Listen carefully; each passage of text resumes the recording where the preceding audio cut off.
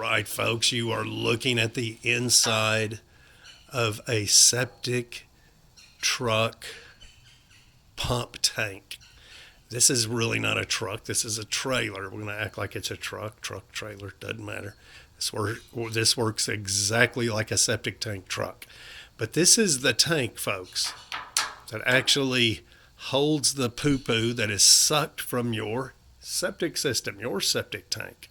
And we're going to talk about it. You're looking at the inside of this thing. And yeah, this is it. All right, let's walk around and start with the vacuum. Actually, let's start with the little engine, the little engine that runs the vacuum pump. All right, folks, so up here we have a 30 or 35 horsepower Kohler engine, and it has a belt that comes down to the vacuum pump. This is a vacuum pump. Now, of course, once that engine is started, this belt, you can't hardly see it, but the end of my stick is on it. This belt turns a pulley, and then turns the vanes and what have you inside this pump, and it creates a vacuum. Once it creates a vacuum that travels through this very thick and rigid hose over into this tank. This is like a reservoir safety type tank, and it is still. You can access the top of this tank right here. And if this thing gets liquid in it, which it does, get sewage in it, sometimes you can let the sewage out because of this valve down here. You just open her up. She's opened right now. All right, so engine started. The vacuum pump is creating vacuum coming through here. It's sucking, folks. Listen, when you think of a septic tank truck or trailer or whatever, when you think of that, think of shop vac. Think of a shop vac. So it's sucking. It's creating a suction in here. It's creating a suction in this tank. We'll talk about this tank in a minute and what it is for. Well, that suction continues. It's sucking away through this hose here. It's a very thick, rigid, rough, tough hose, folks. Now let's walk back over this way to get out of that sun. Now that hose goes up. This is steel right here. It's just a 90-degree elbow, and this hose is attached to it because of a band that's holding it on, and it's creating a suction in this tank. 1,000 gallons, 2,000 gallons, 3,000, 4,000 gallons. These tanks come in all sizes, folks. Creating a suction in this tank. Now I want you to picture this door closed. This door is closed. It is sealed. And because it is sealed, it's like a shop vac. All that suction with the door sealed off, is building up. And it wants to pull air from right here. So let's back up a little. Let's don't get ahead of ourselves here. So here we are. We're sucking away. This is this right here. Oh, sucking air. Sealed off. Remember, the door sealed off. So it's sucking and just building just that pressure. Not to blow out, but it's sucking in. And it wants to suck. So there's a hole here, folks. And it can actually suck air from this hole. If we open this valve, all we got to do is pull that down that way, the other way. And that will suck air in, right in through this hole. So I want you to picture a hose on the end of here. I'm not going to put it on there. You picture it. Use your imagination. I know it's hard, but do it anyway. You've got a hose on here, 4-inch hose, and that hose is dropped into a swimming pool or a mud pit or a septic tank. And it's sucking just like a shop vac. And it goes up through here and comes out and falls, boom, well, not there, falls down here. And this slowly fills up, slowly fills up, slowly fills up. Now, you see this ball? That's a steel ball, and it's loose in there. It'll move around. See there? Now, this is just kind of some sort of craziness they did to this. I'm going to leave it. It works. So I want you to picture it's constantly sucking, coming in from here. And what is happening is the stick is the water level. And that water level's rising, folks, and it keeps rising. And it keeps rising, and the ball floats. It's a steel ball, but it floats. Now it's loose in there. It can float around in there, and that's what it's doing.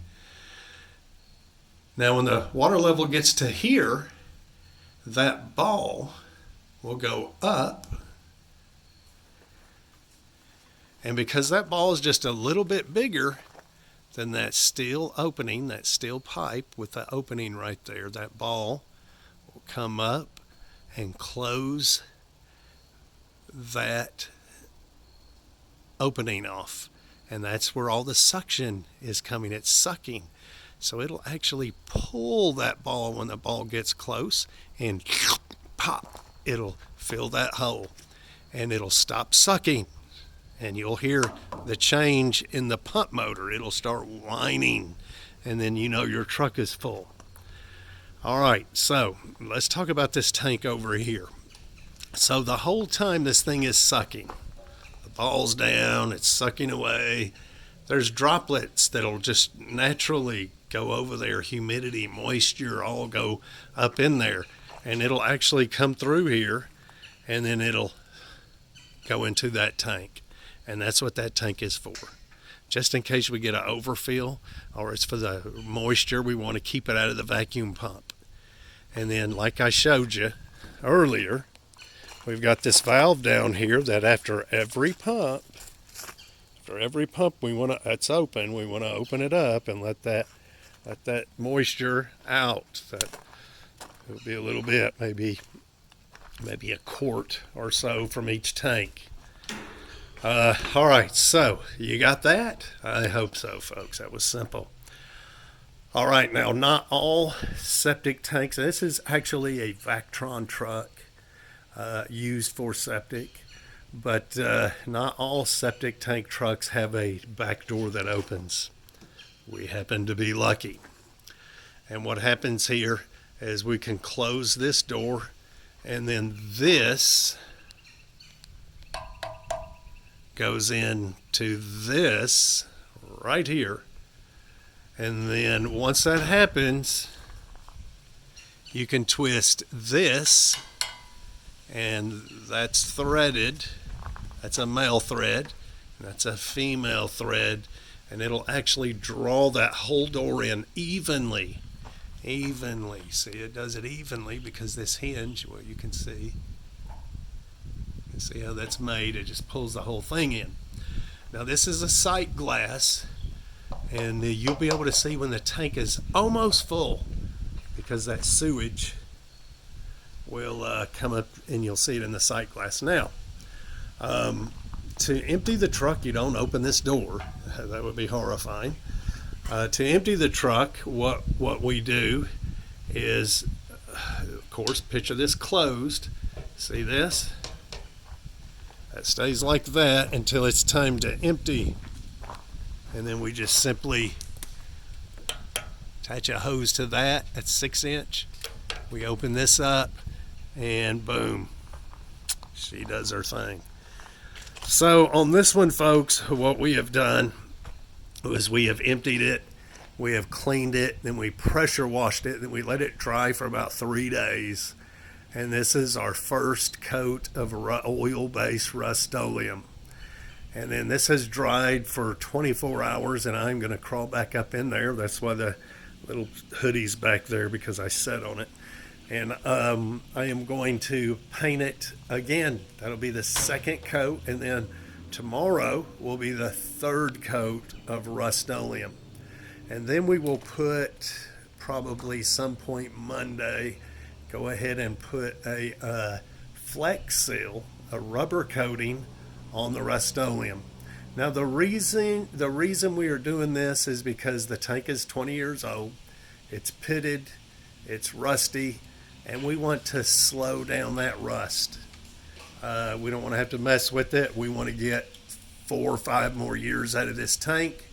You know, if we have to weld a hole here and there on the tank, that is fine. But we just want to slow that down. We will be building another tank, a little bit, not too much bigger, but just a little bigger than this one. We will be building another tank to actually set on this trailer, and we'll take our time doing that, because this tank is going to be in decent shape for sure. Be able to use it a couple of more years. But that's it. This is the inside of a septic pumping trailer. Yeah, something like that. Yeah. Clean as a whistle, folks. Brand new paint. And I hope I explained that to you good enough. Kind of crazy. But I am crazy, folks. Yeah. So this had some, well, let me show you what it had. You see this thing here? That was in here on the bottom. And then there's screws. Well, there's one there. 6 of them in here. And it was actually holding it in place. I mean, it served its purpose. It's to keep where stuff comes in and from here and hits so hard on the floor. It's to keep it from damaging the floor, and it did what it was supposed to do for sure. But we are going to get rid of that. We pulled it out, and I'm actually going to use that for like working under cars and stuff. Yeah, especially on this gravel. Yeah. So we took that out, and so I've got to take care of these. I'm just going to get rubber grommets, replace the bolts. There's 6 bolts. I'll knock them out. Rubber grommet on the inside, and then I'll silicone, put a bead of silicone in there, put the rubber grommet on it, put a washer on that, bolt it down real good and tight, and then that way we won't have no leaks. Now it will catch stuff when you go to empty. It'll catch toilet paper and feminine products and that sort of thing, but that'll be okay. We ain't that worried about it. We sealing it off real good for a reason, and that's one of the reasons, so water can sit in here without damaging anything. Anyway, folks, yeah, that is it. The inside of a pump tank. Anyway, folks, we'll see you.